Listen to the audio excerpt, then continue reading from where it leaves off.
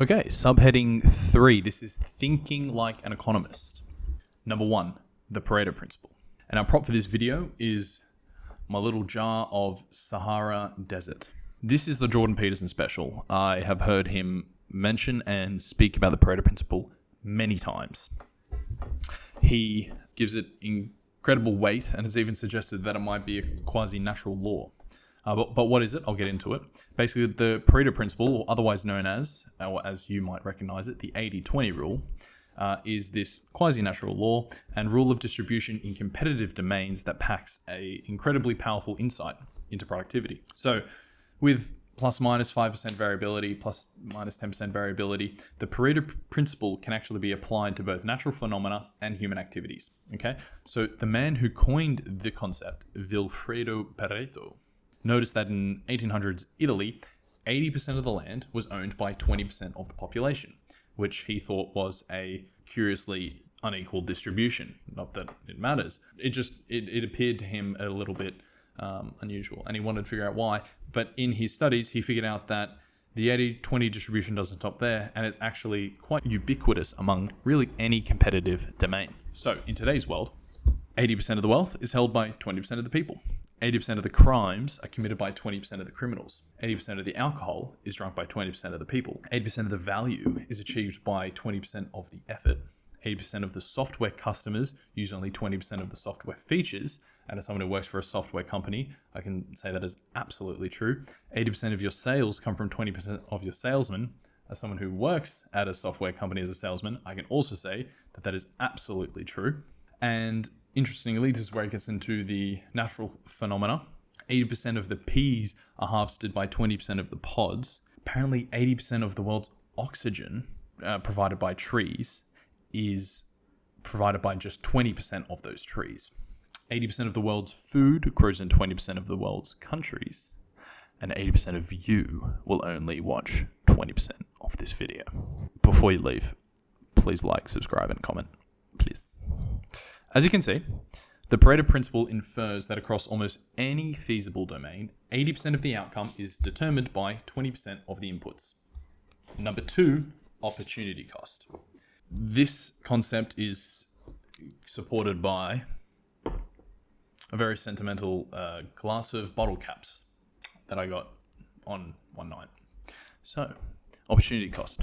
Opportunity cost is a powerful economic concept. Opportunity cost measures the value of the alternative.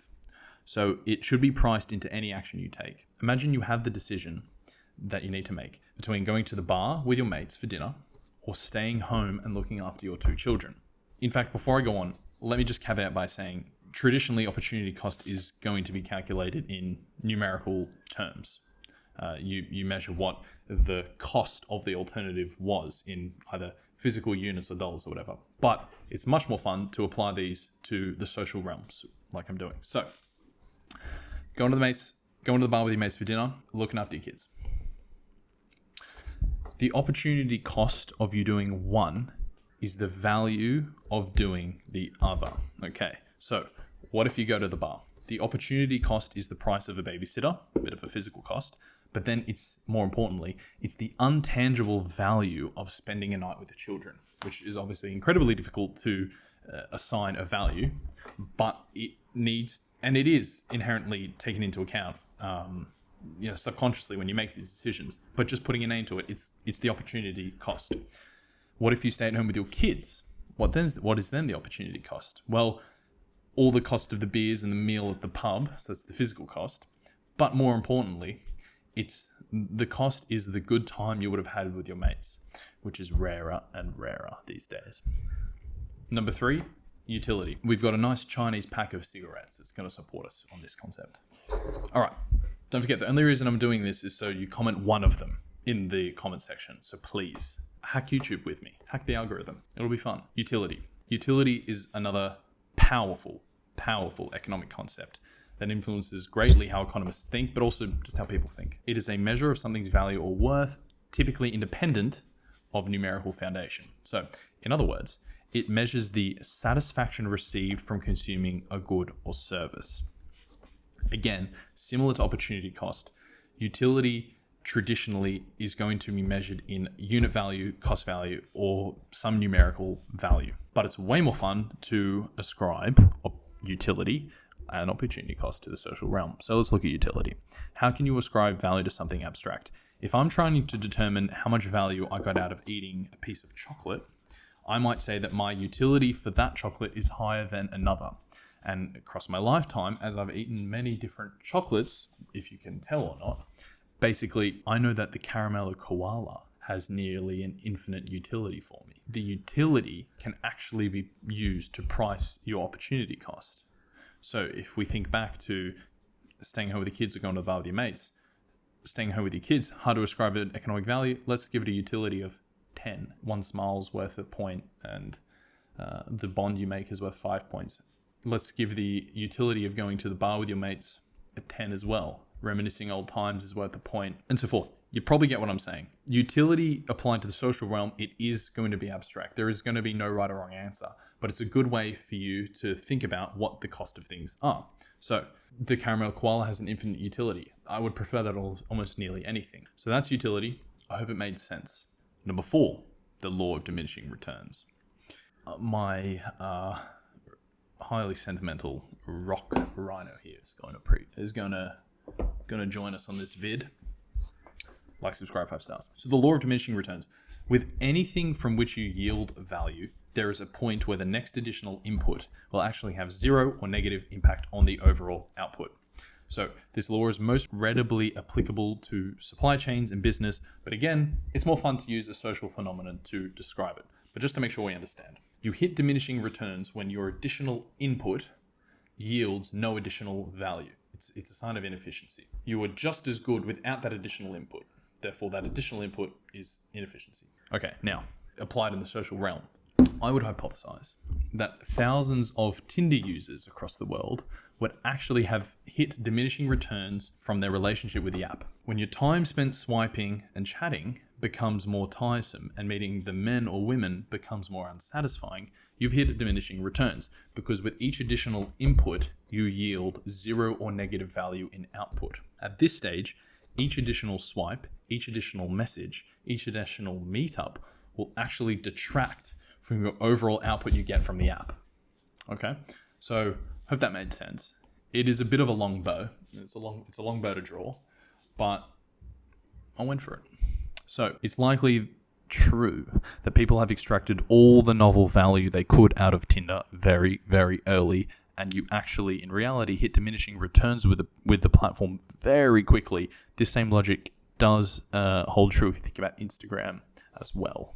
Perhaps the only, apart from the people that make money off Instagram, perhaps one of the only social platforms that is still adding a lot of value is YouTube, maybe Twitter. And I would also hypothesize that the fall in Tinder's popularity is a sign of the fact that a lot of its users have actually hit diminishing returns.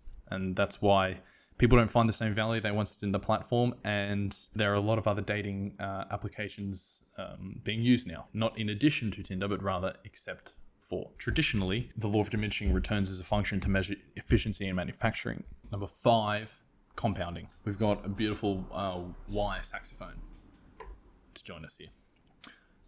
Compounding. Supposedly, Einstein called compounding the 8th wonder of the world. Einstein was one of the most exceptionally brilliant men who ever lived. And so if he's going to coin something so significant that it's a wonder of the world, then he might be onto something. That might suggest how powerful and significant this concept is. So the power is outrageous. Compounding is so significant because of its exponential properties. We're living in COVID world. You all know what exponential means. Theta, x, square. See you later. Compounding, again, we could define just traditionally, but let's use social phenomena first. Compounding is not confined to money markets. The most wonderful effects of compounding influences ideas and relationships. With your lifelong friends, every marginal increase in value you derive from that relationship is compounded alongside the history of value you have already created. Did that make sense? Your closest friends are typically among your oldest. This is because, in large part, there's many variables to everything, but large part, this is because of the compounded value of your mutual experience. Okay? So, I spend 2 years with my girlfriend. The experience of each additional year is compounding on top of all of the existing experience, making the connection stronger, partnership stronger, really. Okay. Simply, compounding money in a bank account refers to receiving interest rate payouts on a regular basis, which includes interest rates on previous gains from interest plus your initial capital again and again for eternity. This is traditionally your compound interest rate, or when you're doing just general math in high school, you learn about compounding factors. Now, this is a bit of a pop culture one for you guys. When Fry from Futurama puts $5 in his bank in the year 2000, there's an episode where he withdraws, it's either $1 billion or $1 trillion from his bank account in the year 3000. Okay, you had a balance of 93 cents. All right. And at an average of 2.25% interest over a period of 1,000 years, that comes to $4.3 billion.